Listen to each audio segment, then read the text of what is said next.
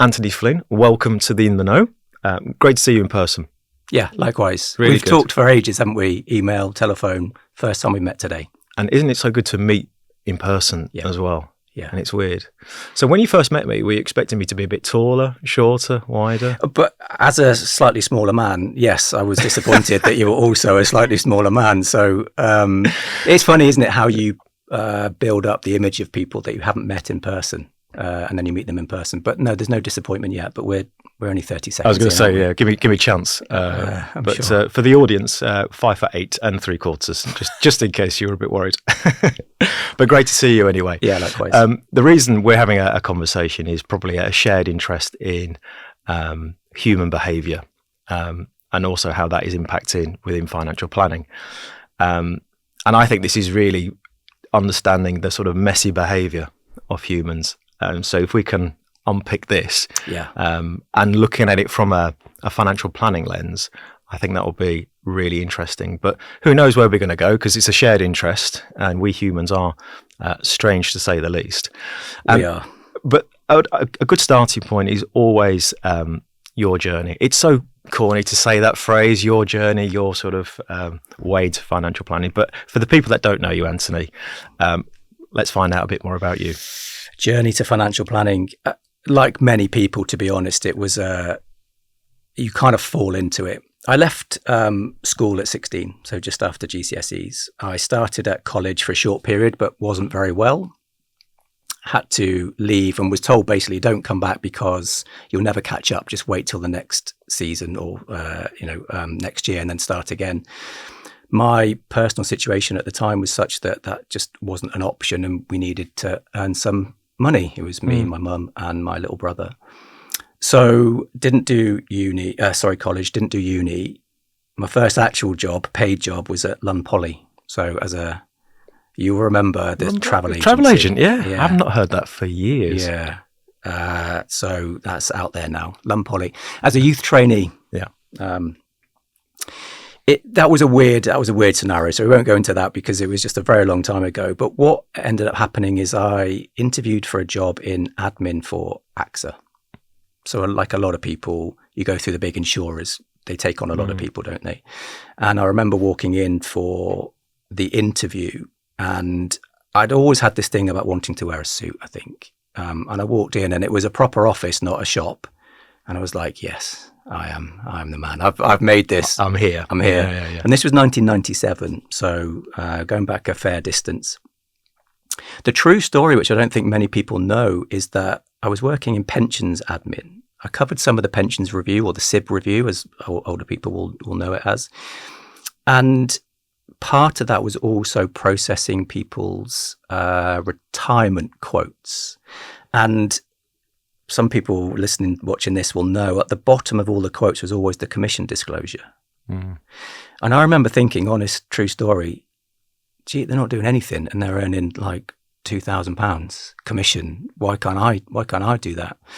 So in a roundabout kind of way, I went off and did my exams at the time. So FPCs as it was, and I first qualified 2001. My first proper advice job, I think you could call it, would be Edward Jones, which was the American. Yeah. I remember those coming over, yeah. It was brutal. It was brutal because the model works in America, who are just very different people, generally speaking, and much more in tune with finance than you might imagine. But the Edward Jones model at the time was, in any given community, you'd have like the bank manager, the doctor, the Edward Jones representative, the headmaster, that kind of thing. And it was all centered around these pivotal people. And so in America, that really works. And it's door knocking, which some people might not realize. Yeah. And it's pot luck, I think. If you happen to live in an affluent area, you can knock on doors and the people that answer have got some money. And if you don't live in an affluent area and you knock on doors, you're knocking on doors of people that have no money. And you're selling shares. You're selling Vodafone shares or General Motors bonds, etc., etc. It was a year of my life I won't ever get back. I suppose it taught me some things. Maybe we'll come on to some of that. But really, it inspired me to then get what I would call a more obvious planning job, and that was for Chase Hughes back in the day. telephone based. Oh. Yeah. So it amazed me at the time, actually, how much trust you can instill in somebody just by talking to them on the telephone. If I think about it now, it just doesn't make any sense that people who never met you would send you, not you're sending an investment company some money via you. But it was a great start. And in fact, I'm still friends with some of the people. We had a good cohort, actually, one of whom I'm still working with now. So that was the first foray into advice. And then I guess the most relevant was a long stint at Investec, which I think is probably where me and other James first started talking, I think. Yeah, correct. 2013. That was probably my most enjoyable and also least enjoyable phase of my career. Those of you watching who know me will know when I started there was very little advice. It was by every measure an investment company that had a small bit of advice. And particularly in the office I was based at, which was Cheltenham, there was no FP infrastructure whatsoever. So no revenue, no clients, no anything. And I can condense 10 years into 30 seconds and just say over the years, we built an extremely strong team, Southwest focused. And I managed a lot of people across a number of offices and grew that function very well. That takes us to 2022. Okay, it does indeed. Let's just circle back. Edward Jones, door knocking. I think within financial planning, there is still an element where there is fear overselling anyway. But what did you learn through the early stages of your career, which helped you then when you're at Investec? I think it's true to say you learn some resilience. I was really young, and I think irrespective of job role, if you can bring your life experience into whatever your job you're doing at the time, that stands you in a much better stead. Nevertheless, you've got to be somewhat resilient to walk down somebody's path, knock on the door, get absolutely abused, because you're really invading somebody's private space. And as you say, in England, you can't do it now, of course, but even then there was a real stigma around door knocking. But you'd walk up, they'd answer the door, they'd tell you to F off, and then you walk back down the path, and then you walk a metre this way and you walk down the next path because the doors are next to each other. Wow. And you've still got somebody there and you've got to knock on that door. And you weren't allowed to finish until you had, I think it was 25 names. So to the point where you'd had a conversation enough that they were willing to give you their name. You had their address, of course. And then each night you then hand wrote them a letter to say thanks for allowing me to introduce myself to you today. Wow. And you had to keep going until you had 25. And what would be the issue if you didn't have 25? Would the boss be on your back saying, get back out? Yeah. Yeah, I know we'll come on to this, but there is that sense within that organisation that it is a numbers game. And a lot of people still fall for that. There is this belief that the more doors you knock, literally or metaphorically, the more successful you're likely to be. And I have come to believe that to not be true. Yeah. I think that resilience is, I know that's played a part recently. So we'll come on to that. Okay. Okay, moving to Investec, the toughest time and the happiest time, people will be thinking, well, what happened? And I know you can't share everything, but what can you share with regards to the exit and where you went post Investec? Yeah, I can certainly share that it was not an enjoyable experience. And even though it ended up being the right thing to do, at the time I really didn't want to. I didn't want to leave. But it was necessary to leave. And I don't mind sharing that from then, even until fairly recently, it's been a real challenge to find myself again. And this is not, I don't want this to be a really depressing episode where people are like, oh shit, will you just stop going on about it? But there will be other people that go through something similar.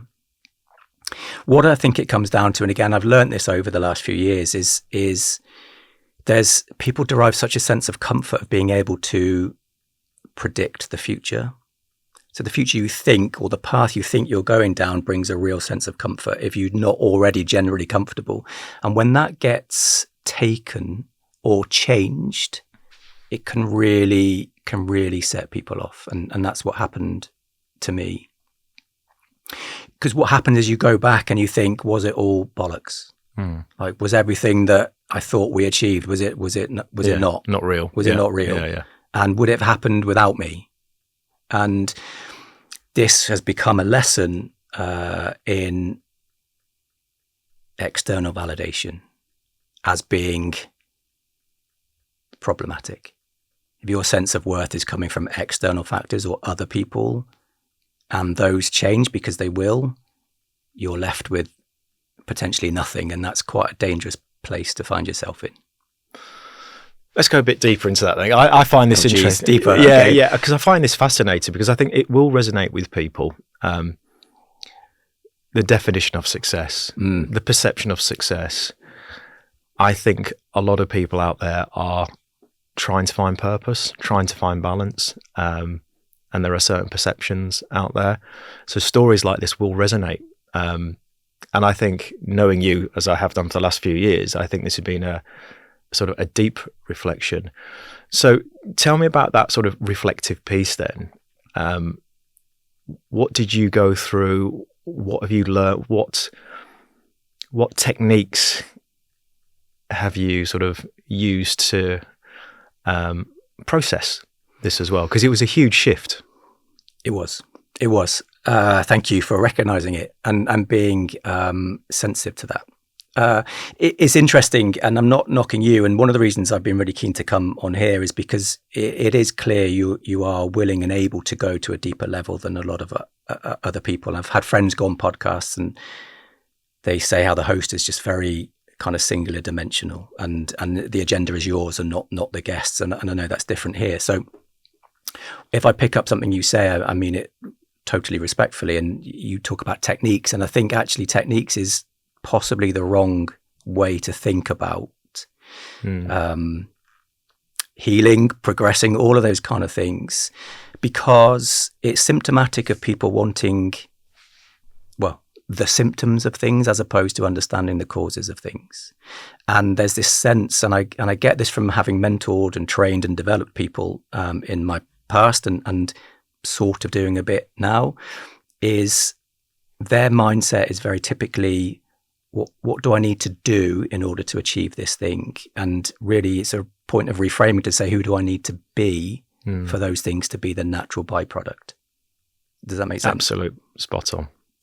So we can dig into the symptoms and causes thing, particularly around confidence, which I know we're going to talk about, and composure and all those sorts of things.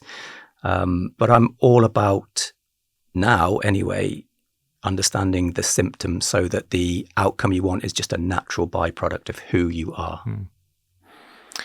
I mean, by all means, pick up on anything that I say and tell me I'm talking, bollocks. Absolutely fine. I'll kick you under the table. Most people do. Your legs aren't long enough. No. Oh, you'll have to stretch.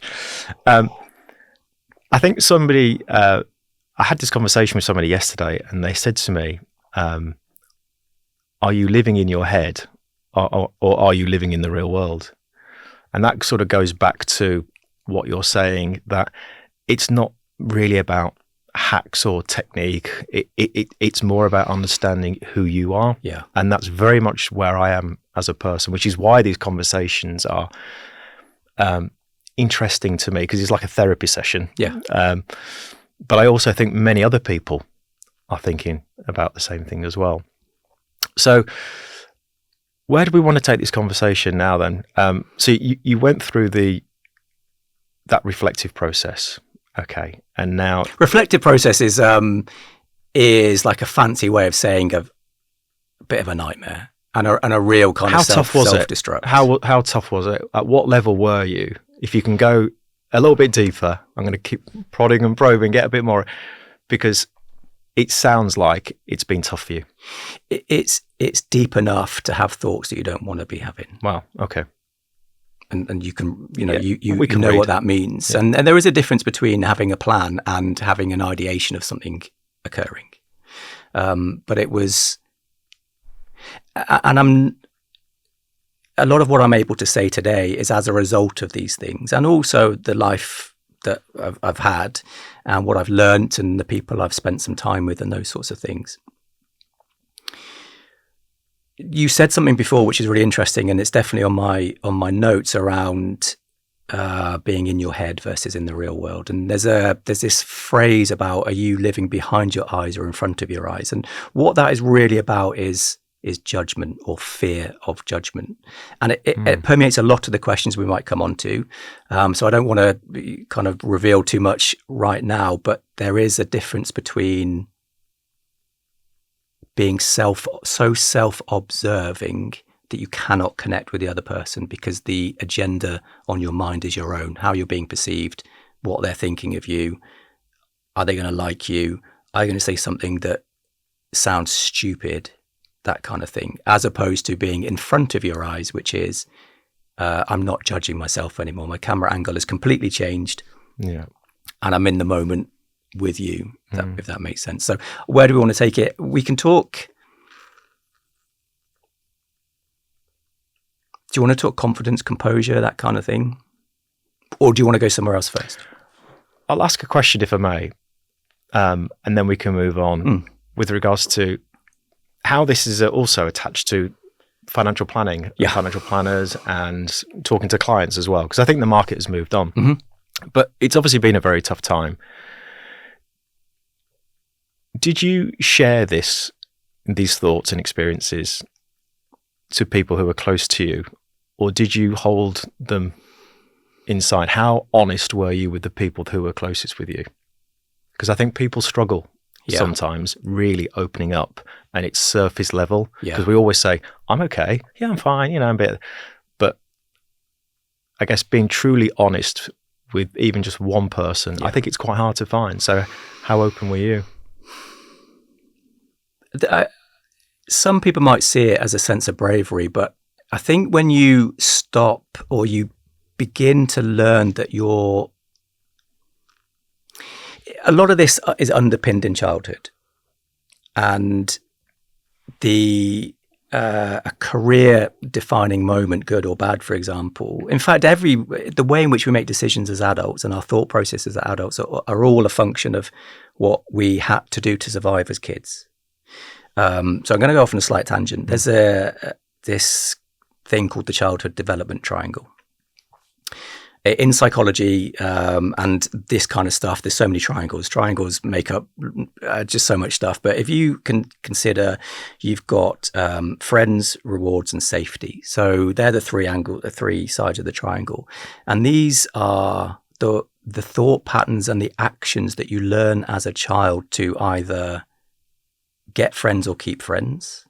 So the telltale joker in the class, that's a strategy. To make people like you. Yes. Right.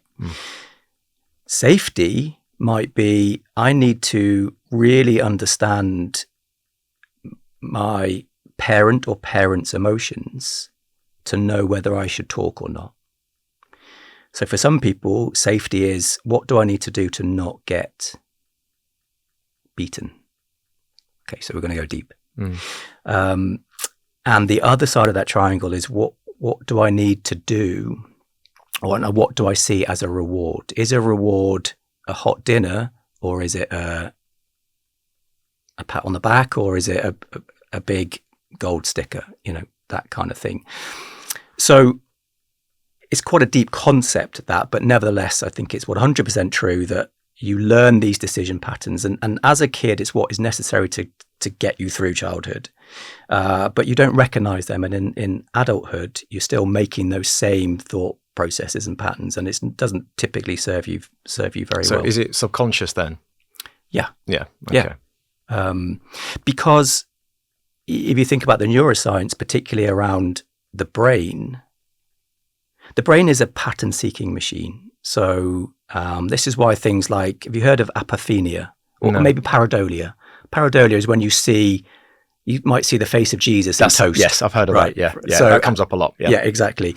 Or you might see a rabbit in a cloud, for example. It's this. It's just I often do, but yes, quite. That would be your 60-hour fast, basically. Yeah, it's probably 72. 72 is probably that. But your brain is a pattern-seeking machine, and what I think I want people to understand is that your brain will always prioritize what is familiar and not what is best. Because if it recognizes something that's happened before, it knows I survived that before. That's what this is. I can survive it again. So you'll always be pulled to the familiar. It might even be the recreation of pain in a weird way, but that's what your brain is going to default to.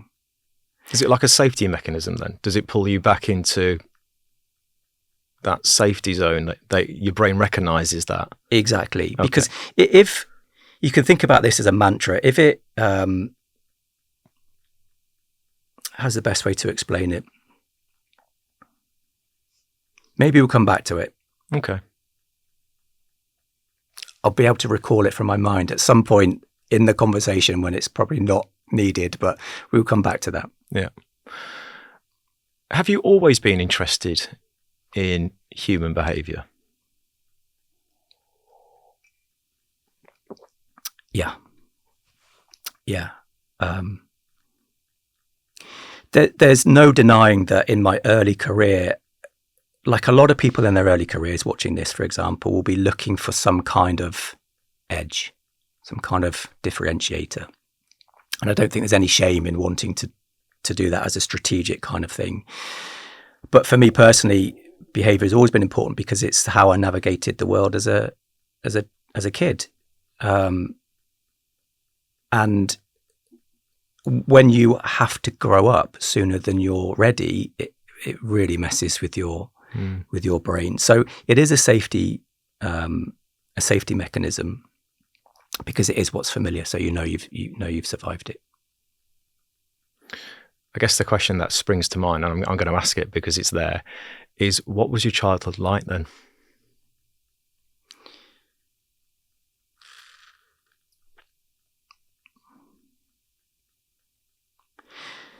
You know, when people say they grew up poor, it happened to a lot of people. But what people who truly grew up poor, and it's not just about financial, when you grow up poor, you also know, but you never voice that you also grow up cold and you grow up dirty. And that is not an easy thing to reconcile as a kid and then take into adulthood. So childhood was, and you know me well enough by now to know that this is not a pity-seeking exercise. I'm really not requiring anybody's pity. I suppose it's sad in some respects how people who've been through trauma, particularly in childhood, can describe it so dispassionately, and the person hearing it is thinking, Jesus, that's fucking awful. But that's, it's just how you learn to cope, isn't it? Yeah. So it wasn't wholly awful, but it was pretty tough. And we'll come on to some profiling bits, I know, later on. It's helped me understand my core needs and their approval.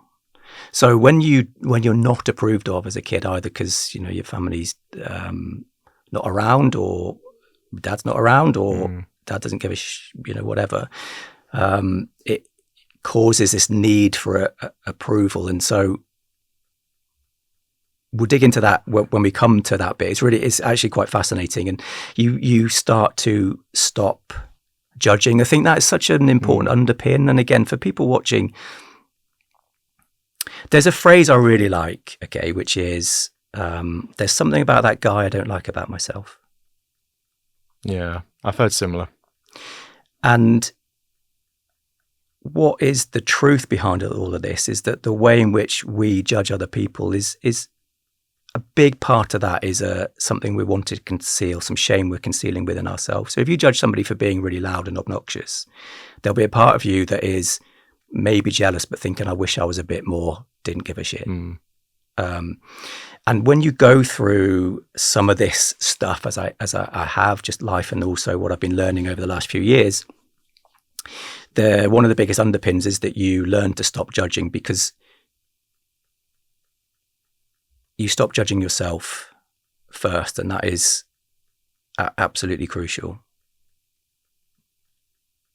So this judgment piece is really important. There'll be people watching this who feel such a sense of judgment. It will be debilitating, and they won't necessarily know it. So what will happen is people will seek all the symptoms of being happy and confident and composed and all of this kind of stuff without realizing that the cause is hidden under all of this judgment and shame. Talking of judgment, which I wrote a post last week on it. Classic. So and your posts. Yeah. I saw a LinkedIn post by a financial planner who, it was a very provocative post on how he had a dislike for recruiters, which is one of the businesses that I own and love dearly. The point that he made, which was the sort of unsolicitation and business development and the nonsense, it was a very good point. But I felt that the post went too far with basically just almost categorizing a whole industry of just awful people. And the old me would have reacted in a defensive nature. Because I think there was a part of me that still feels that I am not worthy enough to have conversations with financial planners. I'm not chartered status. And it pulled on that little bit, which I felt I needed to react. And the old me would have done, and I would have done something very cutting or whatever. Where I am now, it was more about a reflection on that piece to say, actually, he has a point, but rather than judge him, try and understand and discern the roots of it, and don't add to the noise. And actually then just try and raise your own professional standards. But there was still that part of me that I think it was, I'm not worthy enough. And I felt judged. And I think that's why a lot of people react. It's a wound that hasn't healed. And as a consequence of that, if you have a scar, it's kind of done, isn't it? The wound is finished. It's in the past. But if you've got a wound, then it's still always susceptible to being jabbed at and opened. And so I commend you for saying that, and I've seen the evolution of you over the years to not that you were particularly judgmental before, but I can see where you're coming from. You'd be like, oh yeah, keyboard warrior, right? Exactly. The fascinating thing about that is because I commented on your post, as did lots of other people, and at the time, I had no idea about this other post. So I didn't know who you were talking about. You just shared that this was a narrative that you had seen. And I was like, oh, Jesus, and I made some joke. And then I also said at the end about, as you said, understanding and not judging. You're trying to get to the root of it. Maybe it's unfair to talk about the individual, but he identified himself by responding to everybody's posts. And that's somebody that clearly felt backed into a corner. And there's an animal profiling chart that we can use, which is kind of meant for kids, but actually is quite a good way of being able to ascribe or assign particular animal identities to people, which helps you understand why they act the way they act. And so this individual, for example, may be something like a chihuahua. So, when they're backed into a corner, they are going to, exactly. But they're feeling judged and scared, and probably even feeling powerless. so that they might have a strength and power need. So I don't know this individual. No, I don't know this individual. But the irony was it was about, it wasn't about judging him. Right. That was the point. Yeah. And I saw some comments on Saturday night and I thought, I'm leaving it. Because the whole point is discernment and not adding to the noise. And I felt if I'm going to go back into this and say, well, actually, it was my reflection on that, how I felt and how I choose now to live, rather than a retelling of his own story. Yeah. But I think you're right. I think he felt backed into a corner. I can understand that. But again, that's the whole point, understanding why people react the way that they do. Yeah. Still think he had a very valid point. Don't agree with what was said, but I think there are different ways to react to it. We've got this thing, haven't we, where we can't separate the identity of a person with something that they do. As in, if we like somebody, it's like we have to like everything they do and say. Yeah. Because you can't like somebody and disagree with them, God forbid. But that's like LinkedIn though, isn't it? Yes. You just get the happy clappers. Yes. And they just applaud and like everything. Yes. And I think, I don't yes. really agree with that. And we've all been there. Yeah. Like we've all been there. I think we all do it, maybe because we want acceptance to be part of something, which is how we started the conversation. Yeah. To be liked. Yeah.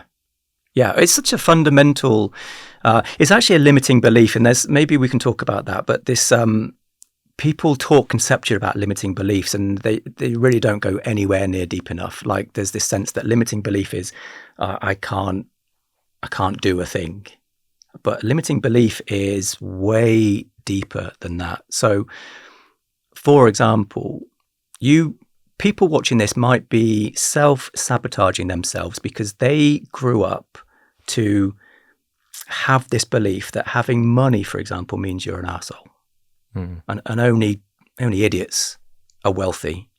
And money is evil, actually. And if you dig down to the soil in which all of these beliefs sit, that's the way to really expose them. And being liked actually was one of mine. And really what that means is, if I'm not liked, then I'm not worth anything. And it causes you to act in ways that are not always in your best interest. So that was an interesting experience of your post on LinkedIn, and I wholeheartely agree.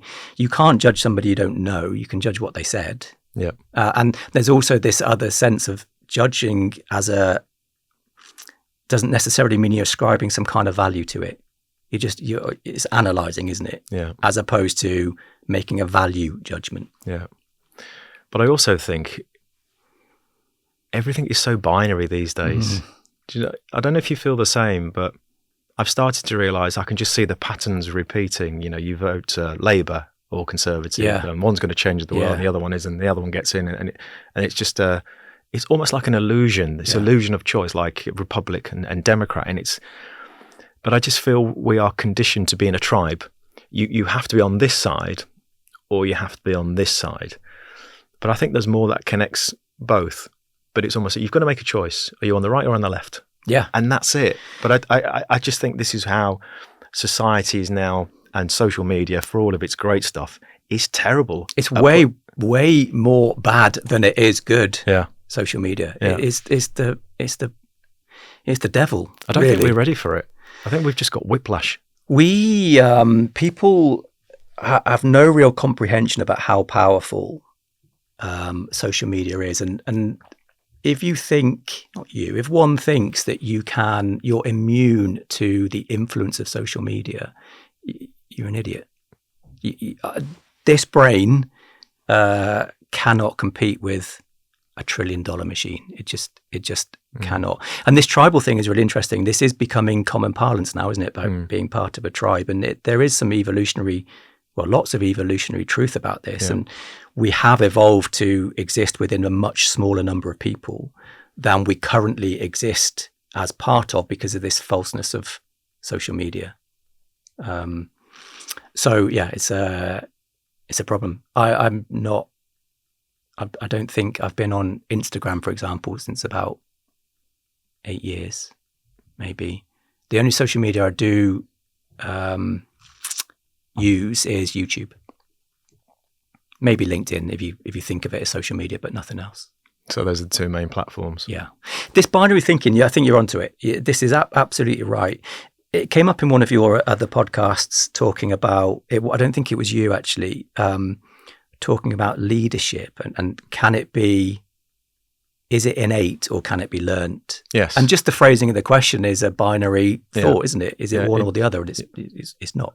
And the same principle as you say, you can vote for a certain party and disagree with something they do or say. This is the power of cognitive dissonance. So you make a stand, and it's identity politics all the time. And you make a stand and you say, I'm the kind of person that aligns with this tribe. Yeah. And it feels incredibly uncomfortable to do something against that stated identity. Yeah. You can weaponize cognitive dissonance, by the way. Yeah.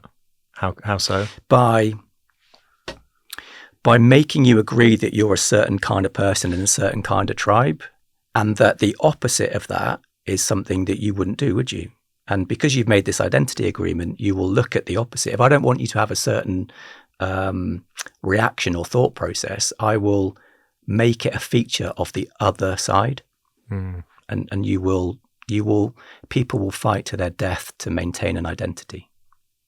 It's weird, isn't it? It's like we're being manipulated. We are. Yeah. We are. God, don't get me started on conspiracy theory stuff. I'm not a particular conspiracy theorist, but we are being manipulated. It's a conversation for another time. Well, maybe we'll do podcast number 2 on conspiracy theories, because they say the difference is between the truth and a conspiracy theory is about 18 months. Yeah, sounds about right. Yeah. It's getting shorter all the time, isn't it, basically? It is, yeah. But I think people have lost a lot of trust. But I recognise it, and I can see what's happening.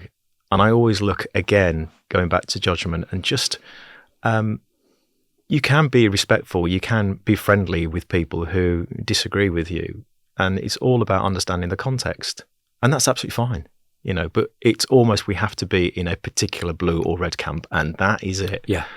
And what people think of you is none of your business. You can look at it that way. Yeah. And I've come to the point, I don't care now. Yeah, I know. I use the phrase, and I say it to my kids as well, they're not going to come to my funeral. No, good point. So the people who are there are the ones who really deeply care about me. Right. So I might get about 5 or 6 people. Be a cheap do. Oh God, I don't even want to know. But okay, yes. I sort of say it, tongue in cheek, to say because my kids are 16 and 21, and they're growing up in this social media, and it's just stop worrying. Stop worrying about what other people think. You can't please everybody. As long as you've done what you believe is the right thing, then fair enough. And then learn, and then move on, because you can't go back. You can't. And all you have is now. And it's decisions that you make now, which are the important ones, because you can't go back in the past and change it. But you can't. Whatever's happened has happened, and it'll lead you to a certain point in your life. So I try and get them to understand and they're not really, my son's not on social media, but my daughter is. And I think for young girls, it's not a nice place to be, and there's no escape from this. No. We got to about 2022 from the financial planning world. You're not going to let it go, are you? No. Well, I think what I'm going to try and do is sort of square that circle. Yeah. Because where are you now? What are you doing now? And how would you describe yourself to a potential client? I'm working again as a planner. First and foremost, all or nothing, a planner. I have no leadership responsibility. I have no management responsibility. Hopefully that changes, but it's in some respects nice to get back to just being a planner. And again, this whole judgment value sense, I'm not saying just like it's not as good as something else. I'm just saying you can be a fantastic planner and be a terrible leader. You can be a brilliant leader and a shit planner. So there's no judgment in that sense. I'm working within what in fairness is a decent organization with quality clients. Everyone will say this probably, but culturally quite strong, which is really not the norm. You and I have interacted before on this private equity money situation, ownership, and again, not for today, but it influences how a business sees staff and clients. So that's where I'm at. As a kind of separate thing to that, I'm still studying quite hard around neuroscience and behavior and influence and all of this kind of stuff, and what that might lead to, who knows. If I could set up my my style consultancy business as well that we chatted about, maybe I might do that, but I'm full-time a planner. Yeah. And how do you use what you're learning with clients?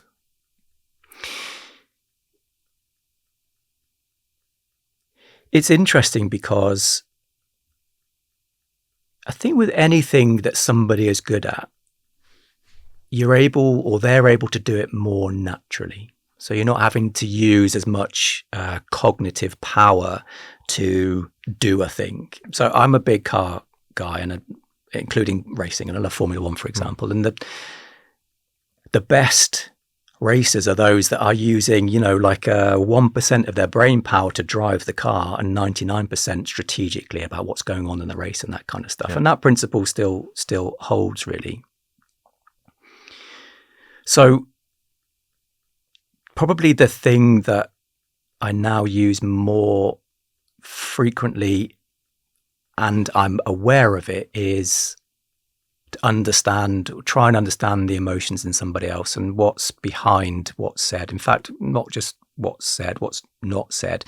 And even more than that, if you think of this iceberg principle, a lot of people working at the top, but all the decisions are made down here. And so you'll hear some people say what's being said, then somebody else might say, yeah, but there's another level, isn't there, what's not being said. But there's probably this third level that not a lot of people know about, which is, why did they feel the need to say what they said? That's the bit to get to. I don't think it's helpful for people watching this to think in terms of tactics. I'm not saying you presented it as a tactic. What I'm trying to voice really is that they just have to be who you are. The stuff that you do has to be a natural part of who you are in order to correctly, ethically influence somebody. People have a real issue with the word manipulation.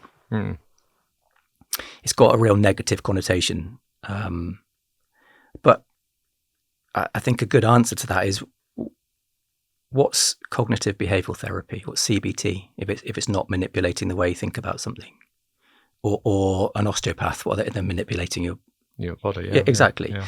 So what you learn when you start to understand influence and behavior and all of that kind of stuff is that the ethics are always in the user and not the skill or the tactic. So the principle by which I would live is, and I might want to manipulate you, but if you could see inside my mind and you saw my intention and you agreed with it, that would be ethical. That's how I would define ethical manipulation. Tell me a bit more about that then. Is that one of your diagrams that you wrote as well? Is that? Not that one particularly, but it's this sense that people are uncomfortable with a bit like you said, sales. Yeah. People are like, I don't really sell, I advise or I help people. Well, you're still selling something, aren't you? It's this sense of manipulating somebody into making a decision. And people's default seems to be that that's a bad thing. But this is why how I'm sort of helping somebody view ethics and to get over the fact that you're trying to manipulate somebody, is that if they could see the intention you had for them and they want that, that is an ethical form of manipulation. Yeah, I understand now. Does that make sense? Yeah, it does now, yeah, because I think the word manipulation, right, and I've had conversations with people who are in marketing, very similar to manipulate, but are you doing it because you want the sale in a particular area? Yeah. And again, we're going back to judgment and the amount of social media and the manipulation that goes on. But this is all about doing the right thing for the client and then going through the layers to help them uncover or ask or answer certain questions about themselves to get to that end point. Yeah. And before we started recording, we were talking about maybe some of the things we might cover, and we started with my history and background and stuff, and I was like, that's the bit I don't really want to talk about. That's the worst bit. A lot of people are uncomfortable talking about themselves, which is ironic given the job that we do as planners, that you're really needing people to engage deeply with who they are.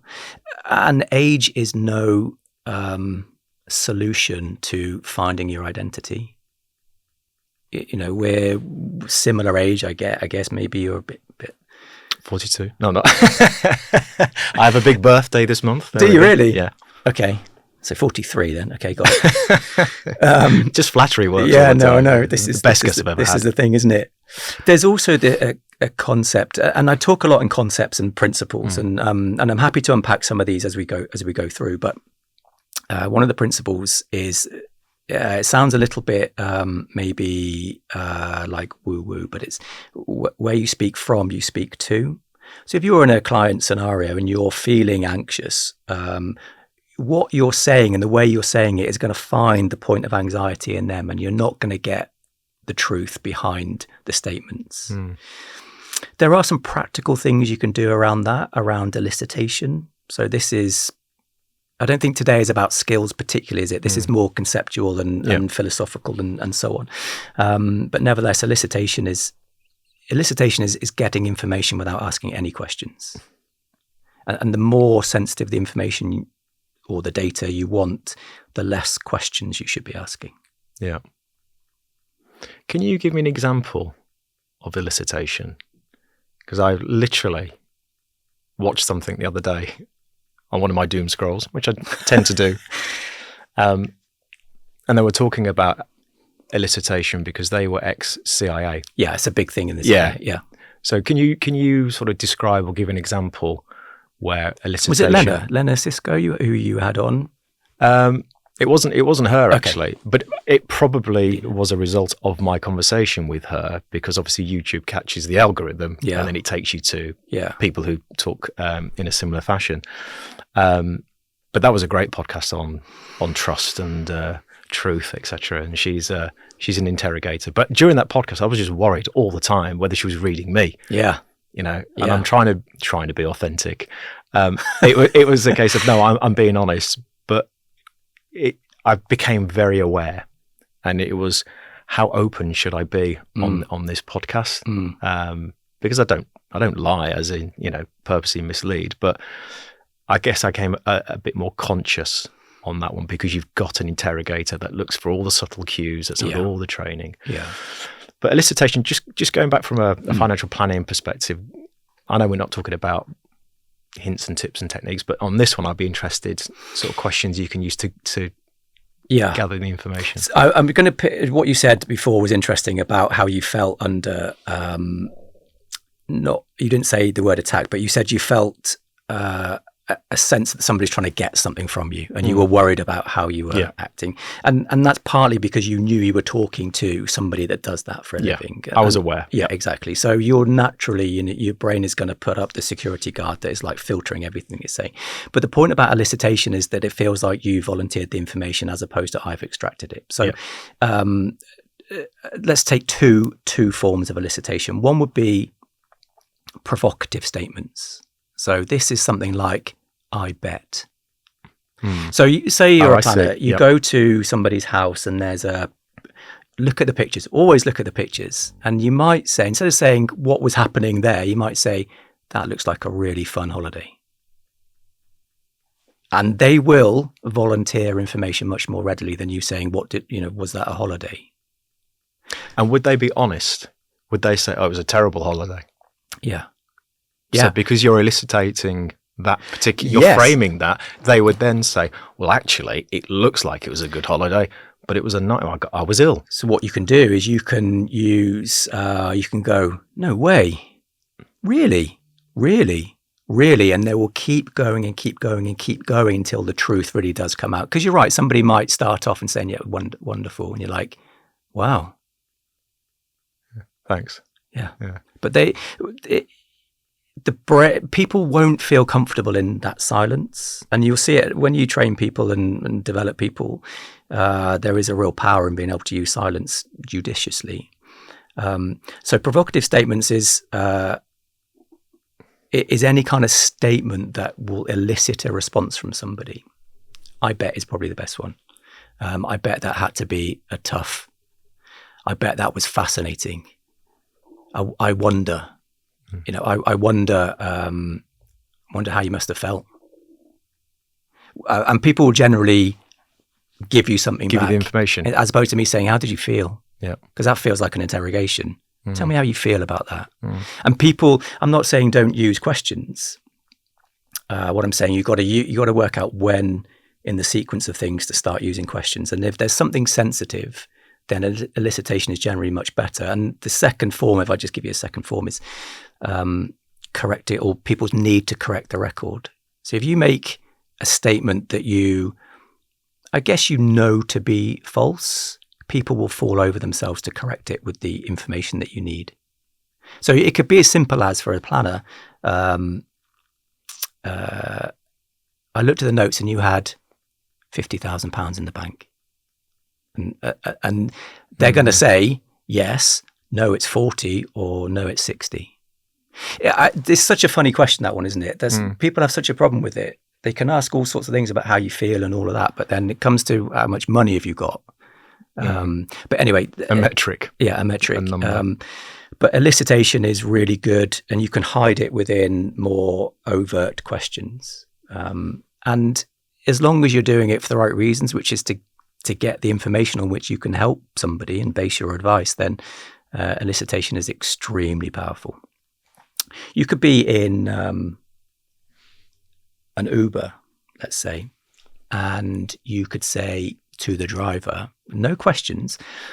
It's called the article technique. I was reading this article on LinkedIn the other day, and it said Uber drivers are the happiest employees of any taxi company. And what you're going to get is, no, it's this, it's this, it's this, it's this. Yeah, the answer, the real answer. Right. Yeah. I think that Uber one was actually mentioned on the... I wonder who it was you were watching then. I don't know. I'm sure ex-CIA interrogator, but There's quite a few, isn't there? Joe Navarro? No. Andrew Bustamante? You do your research. Ellie Pomporus? I can't remember. Anyway. It's one of those like shorts that come up and you think, that was quite interesting. But it's fascinating. I think... There you go. Yeah, I bet. I bet it was fascinating. But it's true. I just said it's fascinating, and you started to give the information. It is. So I find this all fascinating. The bridge that I will try and make is from a financial planning perspective. The role as a financial planner is evolving. It has evolved. But how do they incorporate this behavioral psychology into it? Because you're a financial planner, you've got all the qualifications, long list of letters, and now you're also looking at neuroscience, psychology. It's like, how can you bridge that to be the best financial planner that you can be? Do you need to be learning this, or can you just function as in fact find, tell me about, you've got 50 grand in the bank, tell me about what you want to be doing in retirement.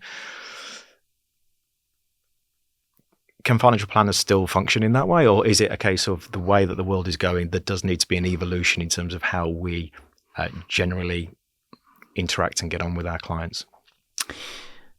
I like your question, which is a different way of... It was a long question. I didn't say it was. It was a long one. I'm trying to pick out the bits from it. But yes, in simple terms, yes. It depends how good you want to be. If you are... And this goes back to the difference between knowing and doing. There's the people that know a lot of stuff, and there's people who can do it. And they're different. And I'm not saying that people who know stuff aren't any good. I'm just saying that knowing and doing are very different things. So you can absolutely function as a planner in a arguably more transactional sense, where you're going through a script and a process, and sometimes you'll get somebody who's particularly open and happy to tell you, and other times you'll get somebody that isn't, and you won't get as good a result because you haven't got the skills to be able to expose them in a good way. It's as much about who you are as a person, which influences the other person, as the skills that you deploy. For example, like we said before, this sense of who you are is going to make the difference rather than what you do. And if you are a planner that has a greater degree of interest in the person, then you're going to want to work hard to understand yourself and then to be able to profile that other person and create this environment. People will say this all the time, but where you, if you're the client, even if it's a finite moment, you're feeling good in the moment and you're volunteering information and you trust that I'm going to deliver, or the planner is going to deliver the best thing for you. So one thing I'm going to call out, which I've seen it for years and years, and when I say I've seen things, what really I'm saying also is I've done them, and then I've been able to see the error of my ways. So you're not in judgments. You've been there, done it. Really, absolutely. Is people will work extremely hard to keep layering on qualifications. If I just do this, if I just get to chartered, if I just become a fellow, everything else will sort itself out. And that is a recipe for disaster. The reason people are putting these things on top is because they feel a sense of unease and lack of confidence. And they think that more letters, more qualifications is suddenly going to make them feel confident, and it won't happen. Is that all the time that they're doing it because of a lack of confidence, or could it be that they're confident but they just need the qualifications because the employer says? Yeah, it's both. Again, it's this non-binary thinking. It can be both, but people watching this will know, particularly if you mentor other people or you're a mentee, they're excuses. This is no judgment. They're excuses. If I do this, all this, and this, and this, and then I'm going to feel confident. Somebody said it to me, a colleague who will remain nameless, was talking about selling a service or a product, and they wanted the product or the service to be better. And I hear that, but I know what that means is they don't feel comfortable. Yes. Because I think I go back a long way to an earlier job, and one of the inspirations, I guess, behind this was because I fell into this trap. I was looking at, say, the top salesperson, and I'm thinking, they're shit. They don't know what I know. They're not fellow or chartered. They're this. And I gave no credence to the fact that they're the top salesperson because they have the best social skills, the best ability to read somebody, to influence somebody, confidence, charisma, all of those sorts of things. So you don't, it's not all the time. Nothing really is. The two words, isn't it, that I think I also teach people not to think in terms of or use is always and never. You're going to get yourself into trouble if you use those words too frequently. Always. The bit that I want to dive into then and explore this is knowing yourself then. Because it seems, am I right in thinking, and this is not an elicitation, see already I'm like, aware, I'm not trying. That's great. It's working then. Again, in life, in your career, building confidence, is it about truly understanding who you are as an individual? Is that the foundation before you can start to really appreciate the other things? And if so, how on earth do we start that journey? Yeah, so there's a lot in that question.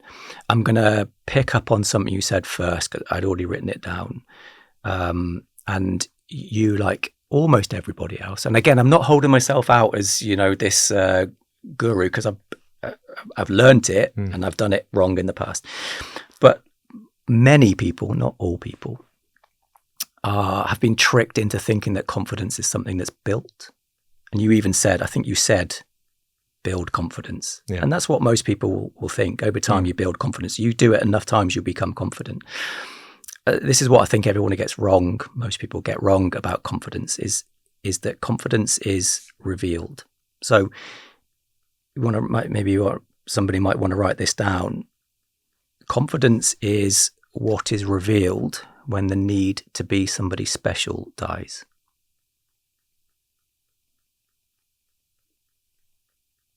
Explain that. Let's you and I go back to childhood. We're 3, we're 4, probably around that age. Do we care what people think about us at that point?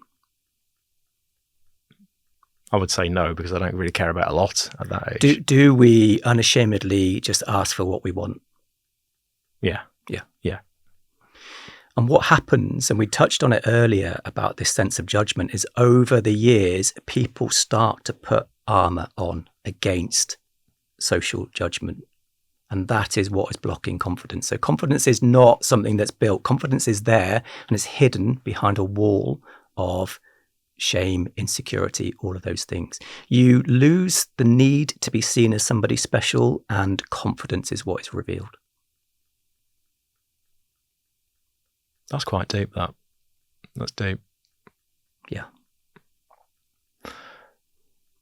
That's almost like somebody said to me that mental health, you are born healthy. Right. You're not born with anxiety, right, or stress. These are learnt or programmed, whatever your viewpoint is. So that's very similar then. So it's innate. Yeah. The confidence is there. Yeah. But things happen to you in childhood which will erode it, or you put armor around it to protect yourself. Correct. And this is it's ego, isn't it? Which people have a real bad reputation with, and you kind of need to have a reputation with your ego and understand what it is, which is basically your best defense mechanism. It's the same reason why public speaking is rated like the thing that people fear the most in the world, isn't it? What's the saying? There's a saying, isn't there, that you'd rather be in the coffin than read the eulogy or something. I can understand that one. Yeah. And so you get to the point where standing in front of people and saying something stupid has no impact on your sense of self-worth, and what radiates out is confidence. Mm. So it's not the speaking, it's the fear of judgment. You're standing in front of your tribe, and as thousands, hundreds of thousands of years ago, you did that and you went against the tribe leader, you're going to get killed. This I love what you said though about being innate. And I think it is worth acknowledging that you can be born with propensities to things, and you can be born with trauma through parents, grandparents. You can inherit phobias, which is mental. I read a thing on LinkedIn that if somebody has trouble sleeping, their ancestors were more likely to be cattle farmers than grain farmers, because they had to be on guard of their cattle. Really? This could be 5, 6, 7 generations ago. Yeah. Yes, it's encoded into our DNA. I was going to say, it's encoding the DNA. That's incredible, isn't it? We are quite messy, aren't we, Ant? Speak for yourself. No. I think I'm reflecting now on what you said, and I think it's the fear of judgment which has held me back for so long.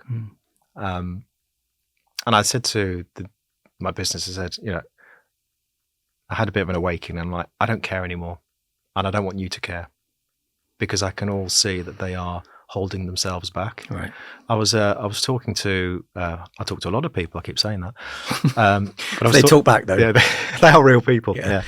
But I was talking to somebody, and we were talking about training, and we've invested in training over the years. And I said, it's not because there's a lack of information out there.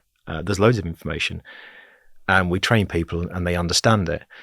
I think we need to move it back with regards to unblocking people, because it is them who's preventing them from taking whatever steps that they need to. And it's different because they understand the theory.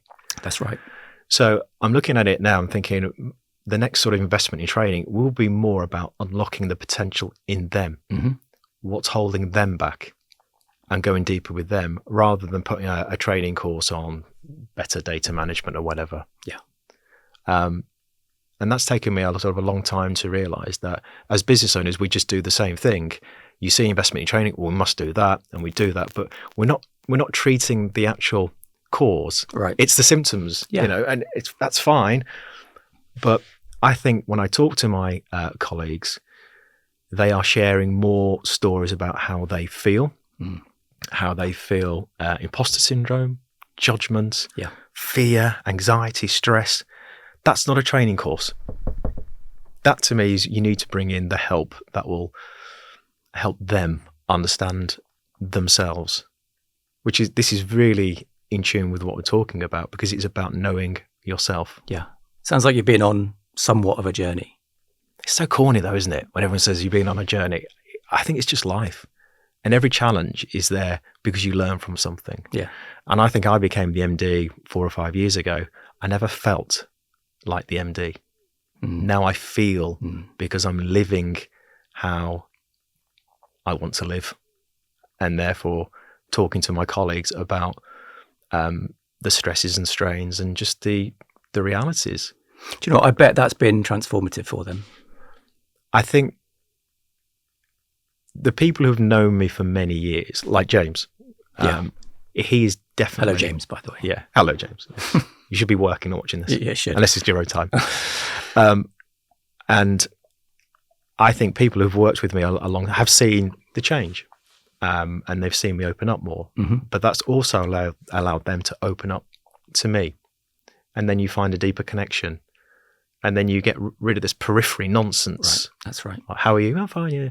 And you go a bit deeper and you talk about the family, and then you talk about some of the stresses and anxieties, because we all have them. So I think they have seen a difference in me, and it's nice to run a business where it's not just about metrics. It must be wonderful.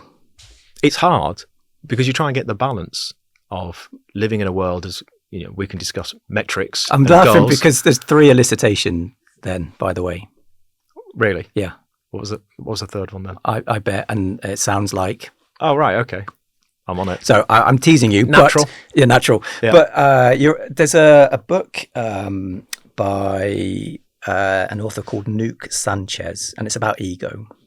It's not an amazing book, but there's a quote at the beginning which picks up a lot of what you've just said, which is, how different would we be to others and ourselves if all negative thoughts, fears and beliefs did not exist in our mind? Is that like your Carl Jung quote?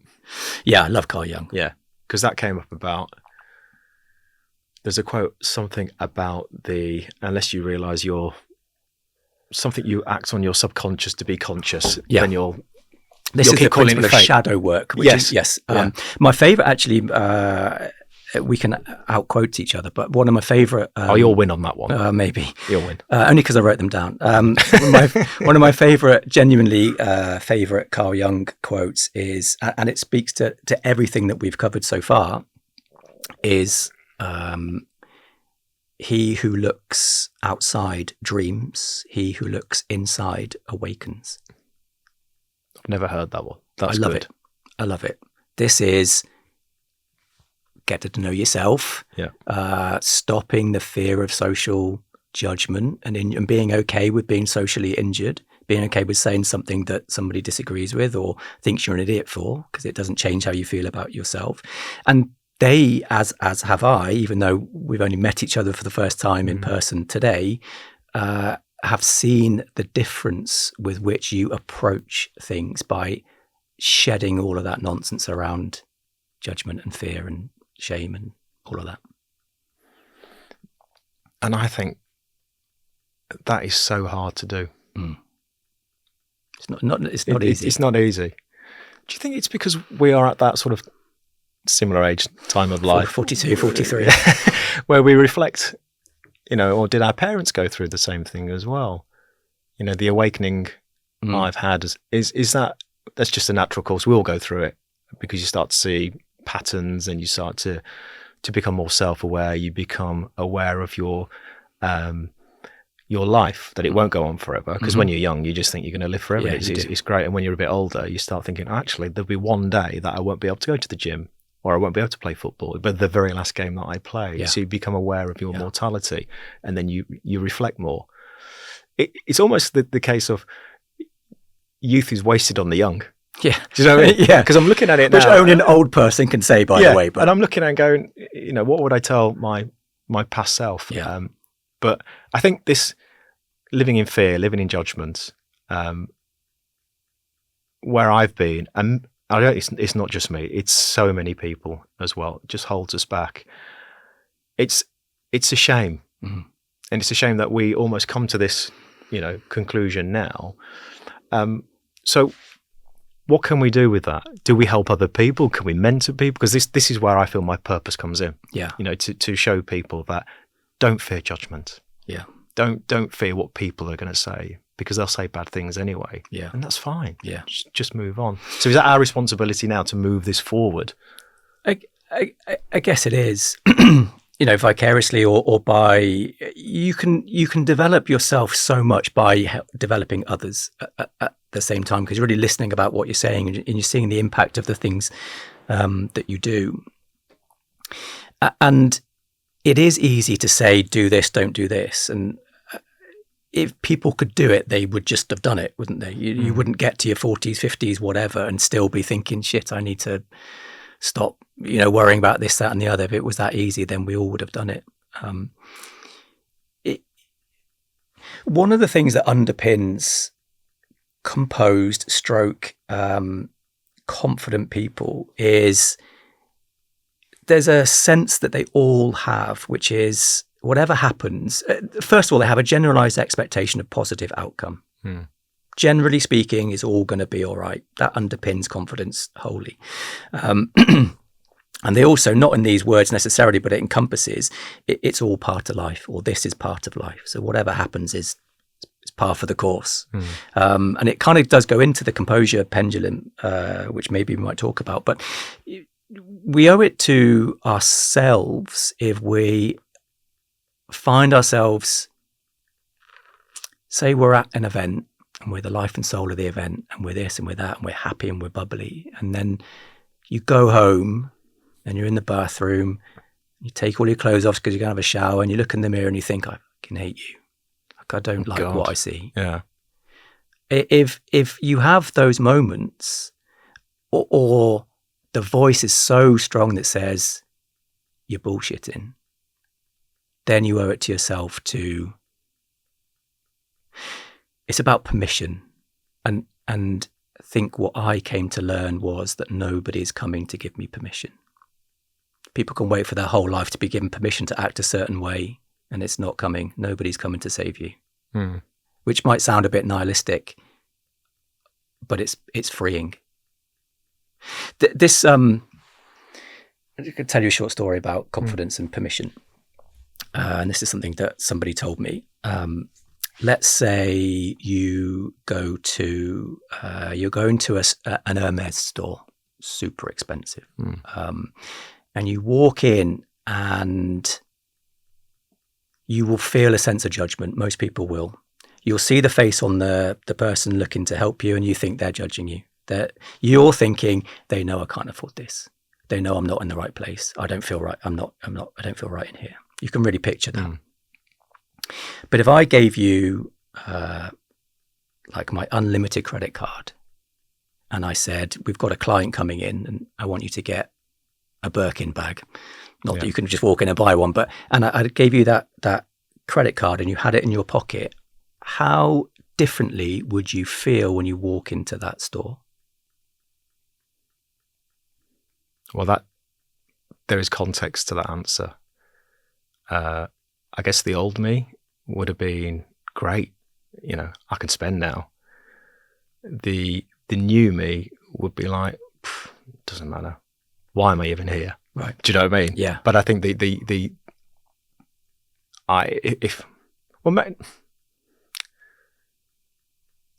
somebody said, there's a credit card, off you go. Yeah, great. I feel. Think of it from a permission perspective. Yes.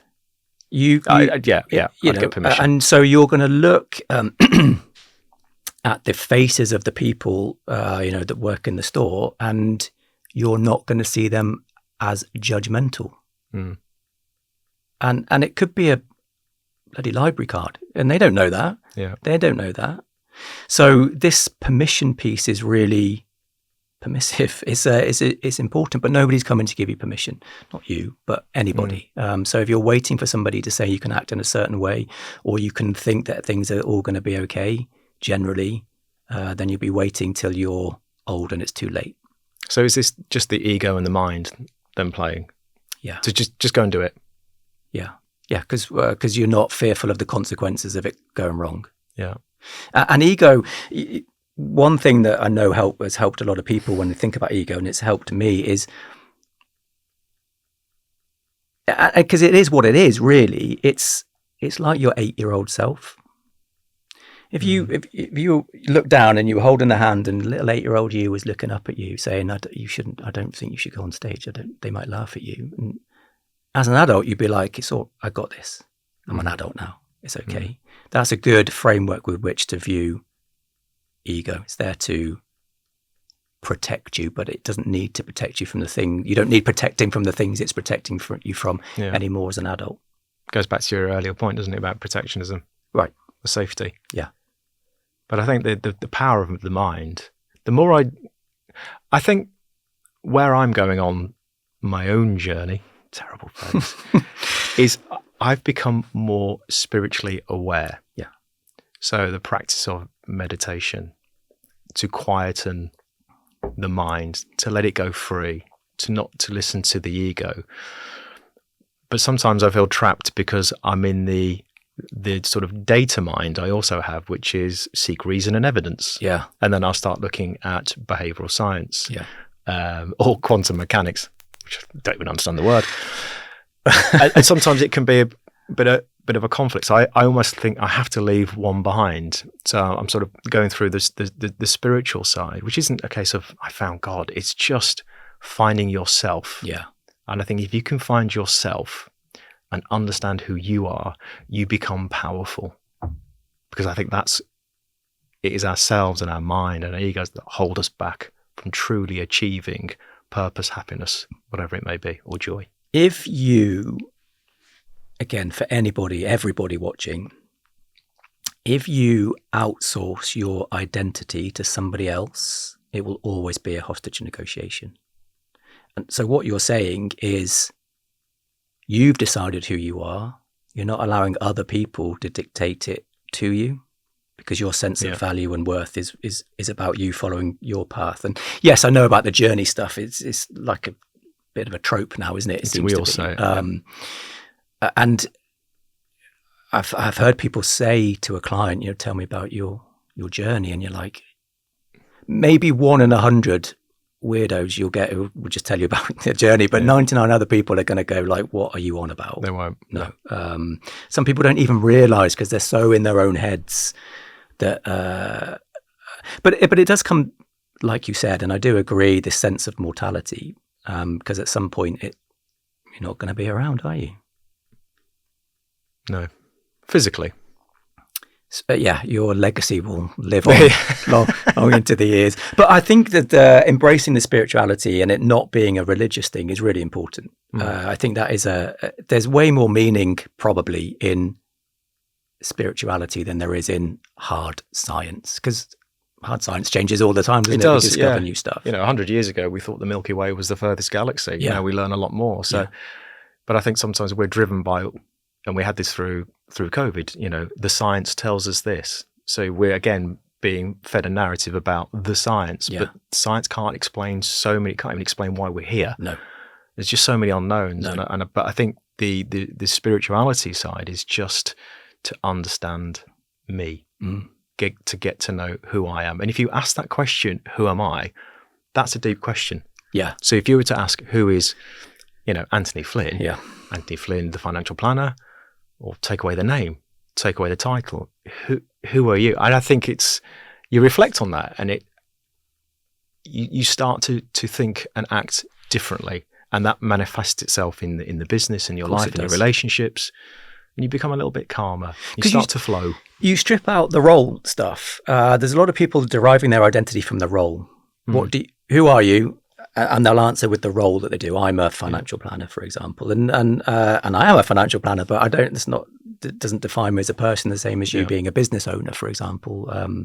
Doesn't define who you are. And this spirituality thing, it's partly, yes, mindfulness. I agree completely. It's there's an element of gratitude and enjoyment. In fact, maybe we don't get onto authority. Maybe we do, but there's basically 5 components of authority, as I would posit to you, and 2 of those are gratitude and enjoyment. And gratitude is being able to zoom right out to be grateful for this pen that I used, not just because it's a pen that I used, but somebody in a factory somewhere put things together and then something was grown in the ground to enable that to happen. And it sounds silly, but this ability to really zoom out and see it from a completely different height is important. And enjoyment is something that I have lacked for a lot of my life, but I've come to understand that enjoyment is really quite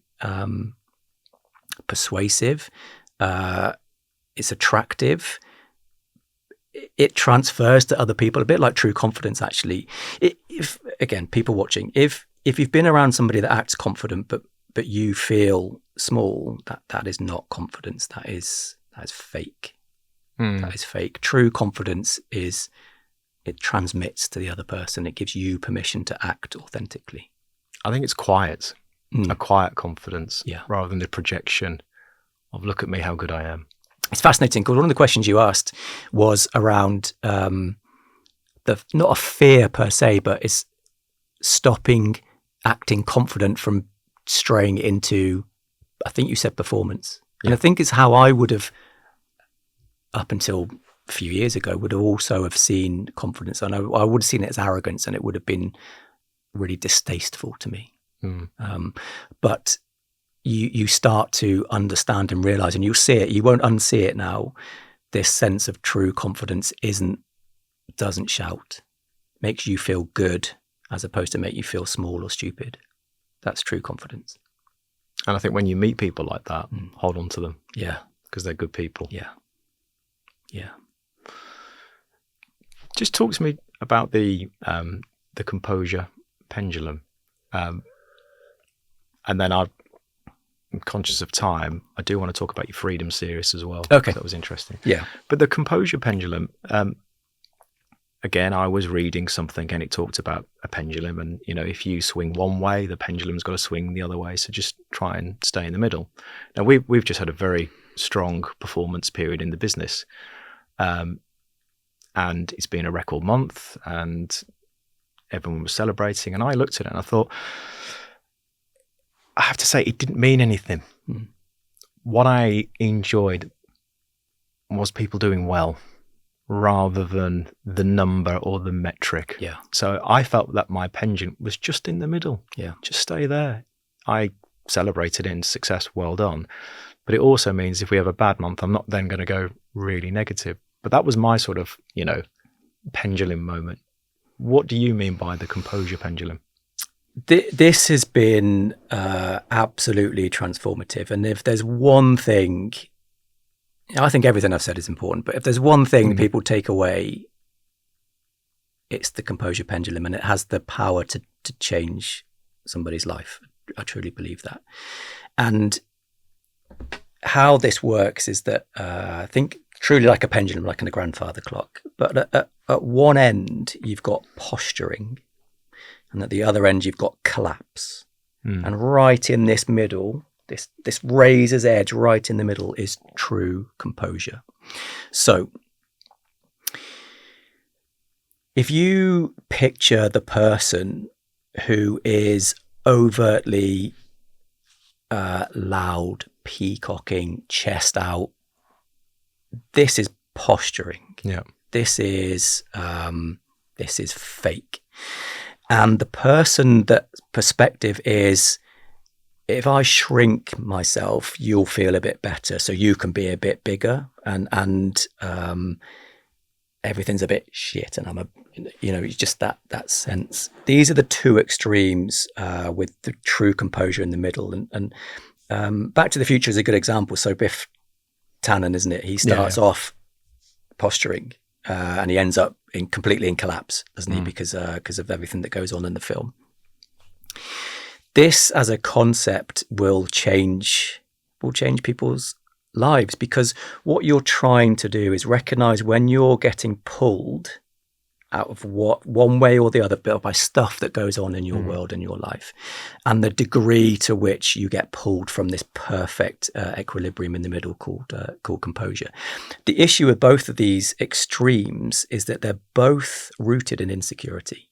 They're both about insecurity, posturing, and collapse. And they're both concealing how somebody's really feeling.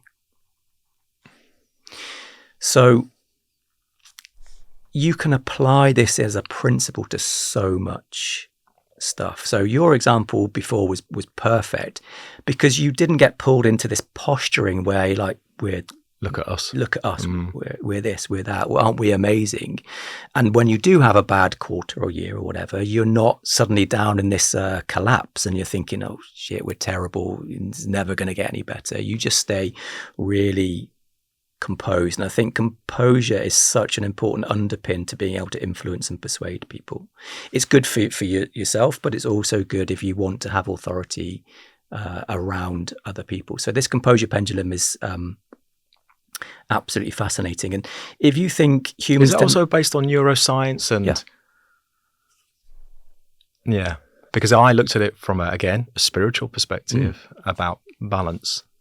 It's the same thing, isn't it? It's completely the same thing. It's parallel lines that we seem to be on. I look at it from a spiritual perspective, and that pendulum just keep, like the river, just keep on flowing. Yeah, you take the rough with the smooth, roll the punches, all of those kind of things. Yeah. But composure is as a way of acting, not as a tactic, but as a tenet of who you are as a person. Yeah. Somebody incorrectly coined that as being controlling, and I disagree with them, because controlling is somewhat artificial, I think. So you can use these, and what happens is humans will think in terms of opposites. Simple example: if you're cold, what do? You want to get hot. If you're hot, what do? You want to get cold. And if you're living your life at one end, let's say it's this end, which is the collapse end, and you start to become sick of the fact that you're in this collapsed mindset. If you're over here, what looks like the solution, it's right over here, isn't it? The complete opposite is posturing. You bypass composure completely and you go from one extreme to the other. You're faking it. You're faking it, and you'll see this in self-help sales conference stuff. You know, if somebody's selling a sales program, for example, what you'll see is, I don't know, 70%. Let's just say 70% of people are living in this collapsed mindset, and the people doing the selling are selling this. They're selling this, and to somebody here, that looks like the solution, and it's not the solution, because you're still faking it. You're still not truly composed. And wherever you are on those extremes, you're not being authentic, which is something we talked about earlier. So how do we get in the middle then? It's a state of mind, isn't it? It's this generalized expectation that things are going to be okay. But this is something you've learned, isn't it, recently? This is one of the most empowering things that you've had. So is there a technique that you use to keep that pendulum in the middle? Do you know what? People will not imagine how powerful naming stuff, writing stuff, getting it into the light is. Just being aware of something. And if you're aware of it enough and you repeat that, and this is a neuroscience point, your reticular formation will start to take care of it for you, because it will start to say, okay, Ant thinks this is important. I'm going to filter stuff so that I show him or her what's important. So remember composure as a consequence or a byproduct, as opposed to, so they're the symptoms. They're just the naturally occurring symptoms because you are at one with yourself. Maybe that's a bit of a... No, I get that. Yeah, does that make sense? And you apply that principle to so many things, it will change your life. You'll work with people who a deal won't come off. Yes, and they'll be straight over absolutely. there. I can't. This is terrible. I'm never going to catastrophe. Recover. Right, absolutely, yeah, right. And you'll recognize it from now on in. You'll see it all the time, and you'll be able to encourage people. And people watching this will be able to talk to themselves about just this perfect razor's edge. It doesn't mean you never move. It just means that you're aware of when you're being pulled one way or the other, and you get back to this equilibrium, like you said. Yeah. So it is about an awareness state. Just be aware. Yeah. But don't get dragged into either or. Yeah.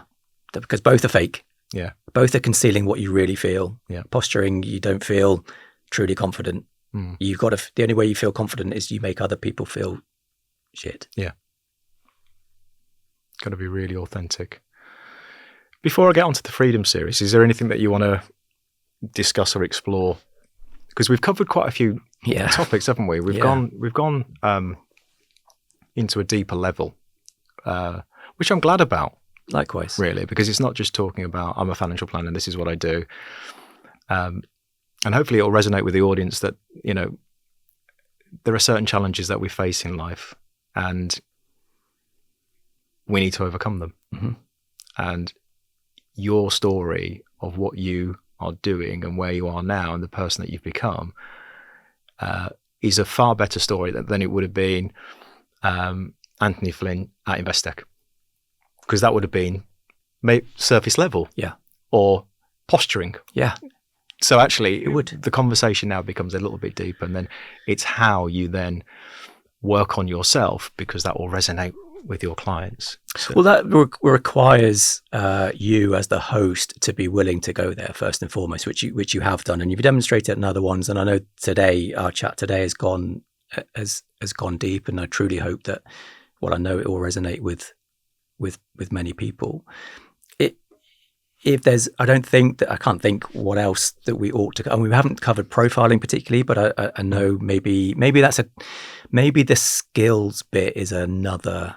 Should we do the skills bit? Yeah. So we'll do the skills bit in the follow up. Yeah. But this is more about. So I do get a follow up. Yeah, absolutely. I was going to tell you though, I operate a dynamic pricing model. So the more people that need it and want it, the more my fee goes up. So I just thought I'd you can project that. Yeah, absolutely. Because at the moment I'm paying you basically. So very nice. Yeah, very nice. Yeah. But no, we will do a follow up definitely. Because I think this is it's an area of interest to me, and I look at guests as in. That I find interesting, that I want to have a conversation with, because that is how I learn. And if we can help one or two other people think, oh yeah, I can recognize that, and maybe I do need to work on myself, and maybe not having to do the qualifications, because that's not really going to satisfy the emptiness that you'll feel when you get there. I think it's powerful rather than just a. And I'm not saying I do generic podcasts, because I don't, but these are interesting. Okay, well maybe we'll do the skills based. Let's do that side next time then, the practical side. Mm-hmm. But you did a Freedom series, was it about a year ago? Yeah. And I reread them. It's, you know, from a client perspective, where are you at? And I struggled with it a little bit. But what prompted you to write the series? What was behind it? A lot of the articles, which are fairly short, that I write are in some ways cathartic, but it's not an indulgence. I don't do it purely for that. I'm doing it because I'm wanting to shine a light on the shadow that people are living in. Yeah. The Freedom series is interesting to me because it kind of butts up against the way in which we're regulated as planners. We are, or the regulator is obsessed with goals. And so much so that the delivery of advice is kind of manipulated, this time in a bad way, into satisfying a goal. And the goals typically, in my experience of working with clients over a long period of time, are, every planner will know this, you don't make them up, but you're kind of saying to a client, I've got to put something down that you want to achieve, and therefore I can prove that what I'm doing is going to achieve that. I think what what's behind the Freedom Series in particular is this sense that, again, common parlance is financial freedom, financial freedom. And I've come to understand that is selling, is a bit narrow-minded. Yeah. And as somebody, I guess, you said it yourself about identity and the freedom. I'm inferring that you say you feel a sense of freedom from having discovered who you are and your purpose. So you found identity, and that's important to you. But if you were my client and I was a financial planner, I can't put any of that in a report. I can't objectively justify your sense of finding yourself, your identity freedom. But it's been the catalyst that will open up a whole different direction of travel for you. So I think what I wanted to do for people is to highlight that there are other ways in which we're all seeking some kind of fulfillment, and financial is a small part of it. It might even be a gateway to something. And when you frame it, it's sometimes helpful for clients if you frame it in these terms. One or more is going to resonate a lot more. Geographic is really underrated, I think. It's not necessarily the most common, but this, if you've had a life where your time and your location was dictated to you for a long period of time, you might well develop a geographic freedom, which is just this sense that you can go wherever you want, whenever you want. I can work here, I can work there, I can live here, I can live there. That's quite important for some people. So I don't know if I've sold it yet, but what really it is about doing, start, yeah. Okay, good start, is just recognizing that there are non-financial / metric goals that people are striving for, and money might be the route to that, not the end goal. And it's not a two fingers up at the regulator by any stretch, but good God, is it difficult to have a spiritual relationship with a client, because you cannot put that in a report and justify it. And you've still got this sense as well from the regulator where you're so bounded by risk level, and there's this sense that if you can quantify what a return that somebody needs to maintain their lifestyle, if that's their goal, obviously people have more goals than that, then you only need to take the risk commensurate with that. And I think it's quite a negative mindset. I'm not saying throw caution to the wind. What I'm saying is, why should we stop people dreaming bigger? That's it. I found it fascinating. Didn't like it though. No, I did like it. Okay. I did like it, yeah. No, because it makes it, from a financial planning perspective, the profession has moved from product-based advice. Yes. Where I see AI coming into the marketplace, it will do all of that at a touch of a button. It can do it quicker, faster. But that human connection piece is where I believe and hope that the profession will move towards and embrace. And I understand the regulator has to look at metrics and goals and whatever, but a measurement of success is also the ability to help and coach your client into being able to unearth the real reasons or the real aspirations and the real fears. We talked about elicitation. We talked about knowing yourself. Yeah. If you to do all of that, your client meetings will be so different, because they would be also just getting huge value from that. So I can really see where it's going. And I know there are a few people that have a very similar, mindset. But it's a shame that business is driven by P&L, EBITDA. Yeah. So what are you bringing in? Yeah. What's your cost? That's the problem. We need to get more. And maybe that is another conversation, on that, because I think it drives behaviours which aren't necessarily in line with who you may be as a financial planner, but the client as well. Very diplomatically put. Yeah, I think the revenue thing is the reason we have an issue with recruitment in the profession. I've seen it from some of your other interviews, and it's definitely something we can get into. Not today. It's One thing I will leave people with, though, is if you undertake this kind of work, framework, mindset, all of that kind of stuff, don't do it expecting thanks. It's not the reason to do this, either for yourself or your client. And like every good therapist, I'm not a therapist, but I've had some experience with therapists. What every good therapist will say is that the client will never get to the end of a therapy session and go, I feel better. Do you know what? That's fixed me. It will be a month, 3 months, 6 months, a year down the line. Something will happen, and they'll never equate it back to the sessions you had as therapy. It will be some other thing. So the latency between what you do for a client and the point at which they really, truly, profoundly value it, you might not even be a planner anymore. So accept that, and accept that for what it is. You're not doing it for self-gratification. You're doing it for them. I think that's a very deep point. Okay. Well, I think what we'll do, we'll draw this part to a close. Sure. I could talk for hours. Yeah, likewise. It's very interesting when you start to strip the layers out, what people are really like. And I've seen you change and transform, and it's great. And I'm glad to be a tiny, tiny part of seeing that. And definitely going to do another podcast. So it's been great to see you. I do appreciate your time. Thank you. I am very much in reflective mode. Great. I'm going to reflect on this because I've learnt, which is always good from a podcast. I'm pleased. But I'm going to ask you one final question. Yes. If I may. Yes. And this is my magic wand question. I thought it might be. You know it's coming. So I'm going to give you a magic wand, and this magic wand, you can have one wish and one wish only. And you can wish for anything. What would you wish for and why?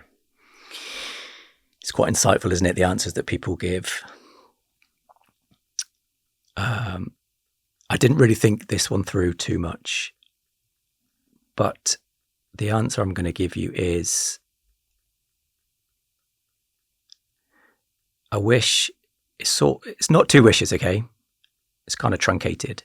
I wish that kids are allowed to be kids for as long as they need to be, and that none of them grow up thinking they're not worth anything. That's a great answer. That's a great answer. I can see why you said that. Right. Anthony Flynn, financial planner, guru, spiritual guru, neuroscience. Yes, style icon. Yeah, absolutely. Thank you. Just get them all in there. I have to say, you are a very good-looking man. They say you've said that. No, not you've said that. People I've said that though. Yeah, I know. I haven't said it at all. Ego. Really? I really haven't said it. I think somebody have to work quite hard to make me really believe that. And I'm not saying that as a point of elicitation. But thank you. It's like meeting you in person, yes. It's very good. Anyway, leave on flattery, leave on a positive. Love but no, that. it's been a pleasure, and it's been my honour to have you as a guest today. It's very kind. Thank you for having me. Thank you. Thank you.